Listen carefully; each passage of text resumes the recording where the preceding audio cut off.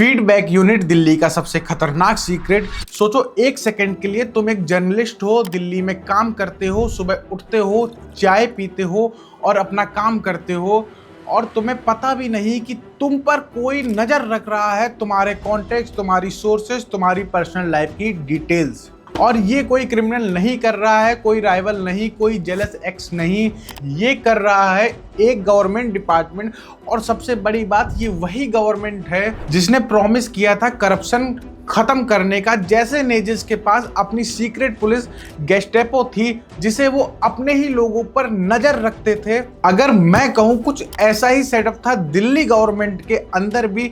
एक ऐसी यूनिट जिसका ऑफिस था, स्टाफ था, बजट था, लेकिन नाम किसी ऑफिशियल चार्ट में नहीं था और काम था फीडबैक लेना बस। लेकिन जब सीबीआई ने इनकी फाइल्स खोली, अंदर मिले अपोजिशन लीडर्स के नाम, जर्नलिस्ट की डिटेल्स, ऑफिसर्स की पर्सनल जिंदगी का डाटा और पैसा आता था सीक्रेट सर्विस फंड से। 1 करोड़ रुपए बिना किसी हिसाब के, बिना किसी ओवरसाइट के। और वही फंड जो सिर्फ इंटेलिजेंस एजेंसीज यूज करती हैं स्पाइंग के लिए। ये सिर्फ एक स्कैंडल नहीं था, ये एक जंग बन गई। केजरीवाल से लेकर लेफ्टिनेंट गवर्नर तक, सीबीआई से लेकर होम मिनिस्ट्री तक, और एंड में कांग्रेस भी आ गई बीच में। इसका नाम था फीडबैक यूनिट। और आज हम इस पूरी कहानी के हर पन्ने को शुरू से आखिर तक खोलेंगे। दिल्ली इलेक्शन आम आदमी पार्टी एक सुनामी की तरह आई। 70 में से 67 सीट्स, ये रिकॉर्ड था और आज भी है। और एक चीज थी जो केजरीवाल हर भाषण में बोलते थे, करप्शन खत्म करेंगे। सिर्फ बोलेंगे नहीं, करेंगे। लोगों ने बिलीव किया, इसलिए इतना बड़ा मतदान मिला। तो 2016 में इसी प्रॉमिस को फुलफिल करने के लिए एक आइडिया आया, एक यूनिट बनाओ जो दिल्ली गवर्नमेंट के सारे डिपार्टमेंट्स पर नजर रखे, फाइल टाइम पे मूव हो रही है या नहीं, पैसा सही जगह जा रहा है या नहीं, कोई बाबू किसी फाइल को रोक के बैठा है तो क्यों। सीधा सिंपल लॉजिकल, नाम दिया फीडबैक यूनिट यानी कि FVU। बजट 1 करोड़ रुपए। अब यहाँ एक चीज है जो बहुत इंपॉर्टेंट है और जिसे लोग मिस कर गए, ये 1 करोड़ रुपए आए कहां से? सीक्रेट सर्विस एक्सपेंडिचर से। और ये सीक्रेट सर्विस फंड वो फंड होता है जो इंटेलिजेंस एजेंसीज यूज करती है सर्विलांस के लिए, ऐसे ऑपरेशंस के लिए जिनका हिसाब पब्लिक को कभी नहीं दिया जाता। तो एक सीधा सवाल, अगर काम सिर्फ डिपार्टमेंट्स की मॉनिटरिंग है तो सीक्रेट फंड की जरूरत क्यों पड़ी? कोई ट्रांसपेरेंट बजट क्यों नहीं रखा? और अगर काम इतना सीधा था तो छुपाना क्यों था? बस यही एक सवाल इस पूरी कहानी की नींव है।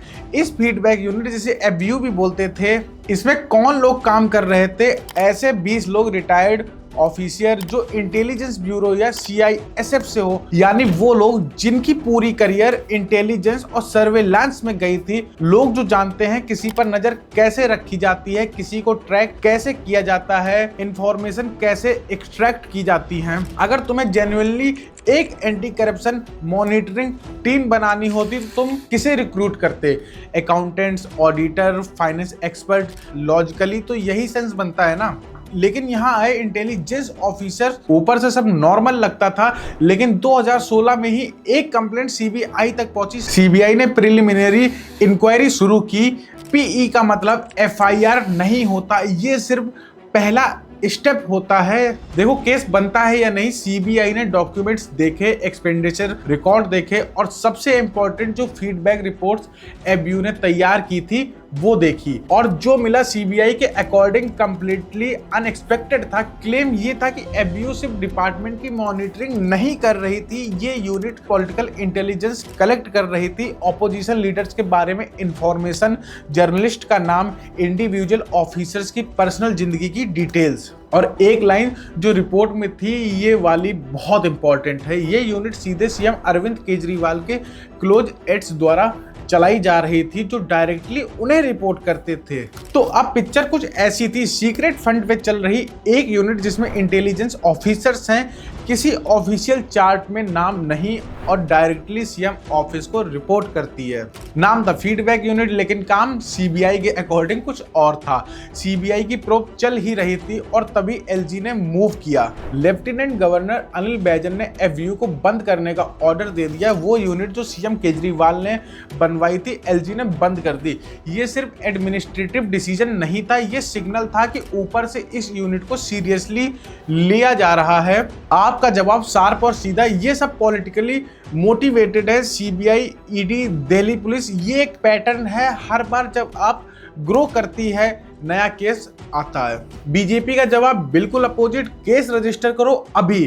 तो एक ट्रायंगल बन गया। सीबीआई कहती है एविडेंस मिला है, आप कहती है सब पॉलिटिकली मोटिवेटेड है, बीजेपी कहती है केस रजिस्टर करो अभी। और इसी ट्रायंगल के बीच में केस दब गई, फाइल बंद हो गई सालों तक। लेकिन 2023 में फाइल फिर खुली और इस बार स्टेक्स पहले से कई ज्यादा बड़े थे। 2023 में सीन कंप्लीटली अलग था। मनीष सिसोदिया दिल्ली के डिप्टी सीएम ऑलरेडी एक दूसरे मैसिव केस में अरेस्ट हो चुके थे। दिल्ली एक्साइज पॉलिसी, पूरा देश इस केस को फॉलो कर रहा था और तभी ये पुरानी दबी फीडबैक यूनिट फाइल अचानक सरफेस पर आ गई। फेब 2023 होम मिनिस्ट्री ने सिसोदिया के अगेंस्ट एफबीयू केस में प्रोसिक्यूशन की sanction they the prevention of corruption act के अंदर। लेकिन इस सैंक्शन डॉक्यूमेंट की लैंग्वेज ये सिर्फ करप्शन तक लिमिटेड नहीं थी। डॉक्यूमेंट में एफबीयू का जो नाम दिया गया वो बहुत रिवीलिंग था। Extra constitutional extra judicial intelligence agency, ये वर्ड एक नॉर्मल गवर्नमेंट डिपार्टमेंट के लिए यूज नहीं किए जाते हैं।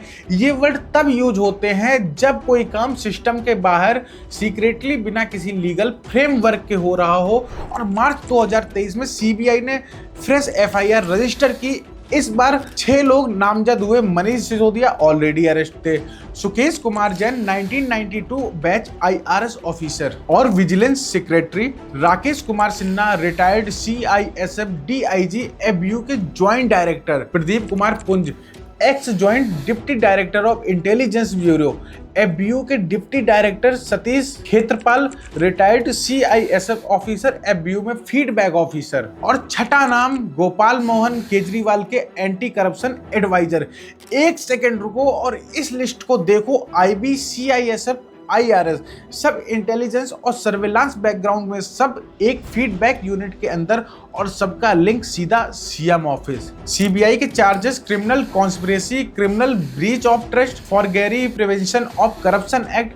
लेकिन सबसे बड़ा क्लेम ये था एफबीयू किसी छुपे हुए पर्पस के लिए चल रही थी। जीएनसीटीडी के इंटरेस्ट में नहीं बल्कि आप और सिसोदिया के प्राइवेट इंटरेस्ट में। और वो लाइन जो हेडलाइंस बन गई, सीबीआई का कहना था कि एफबीयू का यूज केजरीवाल के लिए पॉलिटिकल इंटेलिजेंस गैदर करने के लिए किया गया था और ये इंटेलिजेंस अगर प्राइवेट मार्केट से ली जाती तो उसकी एक कॉस्ट होती, यानी सरकारी पैसे से सरकारी लोगों के थ्रू पार्टी के लिए काम कराया गया।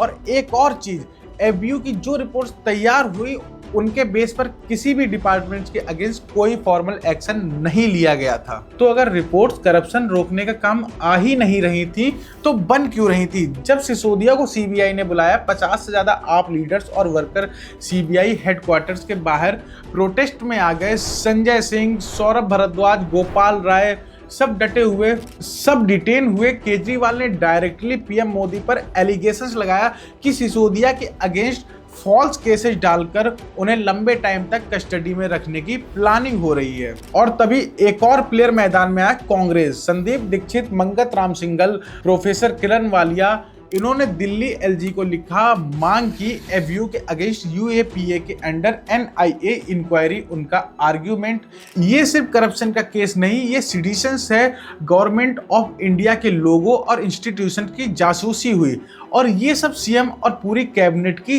जानकारी में हुआ। सोचिए, कांग्रेस बीजेपी के एलजी को लिख रही है आपके अगेंस्ट एनआईए इंक्वायरी मांगने के लिए और एलजी ने वो कंप्लेंट चीफ सेक्रेटरी को फॉरवर्ड कर दी है नेसेसरी एक्शन के लिए। आपका जवाब बहुत इंटरेस्टिंग है। जब हम एलजी को कुछ भेजते हैं वो एक्शन नहीं लेते, कांग्रेस की कंप्लेंट पर तुरंत एक्शन लेते हैं। ये दिखाता है बीजेपी और कांग्रेस का हाथ कितना साथ है। जो केस दो पार्टी के बीच का लगता था अब तीन तरफा सियासत बन चुका था, तो आज ये केस कहाँ है? सीबीआई की एफआईआर तो रजिस्टर्ड है, चाहे वो नाम मात्र की क्यों ना हो, और एलिगेशंस तो बहुत सीरियस है। Political intelligence gathering, secret funds का मिसयूज, एक शैडो इंटेलिजेंस एजेंसी चलाना। लेकिन बहुत इंपॉर्टेंट बात, ये सब अभी भी एलिगेशंस हैं, इन्वेस्टिगेशंस और ट्रायल स्टेज पर हैं। कोर्ट में गिल्ट प्रूव होना अभी बाकी है। आपका स्टैंड वही है, सब पॉलिटिकली मोटिवेटेड हैं। सीबीआई, बीजेपी, कांग्रेस का स्टैंड ये सिर्फ करप्शन नहीं, इंस्टीट्यूशनल मिसयूज है और नेशनल सिक्योरिटी का सवाल है। और इस सब के बीच वो असली सवाल जो इस कहानी को इतना पावरफुल बनाता है, वो अभी भी अनआंसर्ड है। एक फीडबैक यूनिट जिसका काम था करप्शन पकड़ना, जिस पर खर्च हुआ सीक्रेट सर्विस फंड, जिसमें बैठे थे इंटेलिजेंस ऑफिसर और जिसकी फाइल सीबीआई के अकॉर्डिंग मिले ऑपोजिशन लीडर्स के नाम। सवाल सिर्फ ये नहीं है कि कौन सही है कौन गलत, अब सवाल ये है कि जब कोई सरकार अपनी ही जनता को फीडबैक के नाम पर सीक्रेटली ट्रैक करने लगती है, तो उस लाइन को कौन डिसाइड करता है? मॉनिटरिंग कब सर्वेलांस बन जाती है? और उस सवाल का जवाब कोई भी सरकार, किसी भी पार्टी देना नहीं चाहती। इस केस का फैसला अदालत में होना बाकी है, लेकिन ये सवाल हर सरकार के लिए, डेमोक्रेसी के लिए अभी भी खुला है।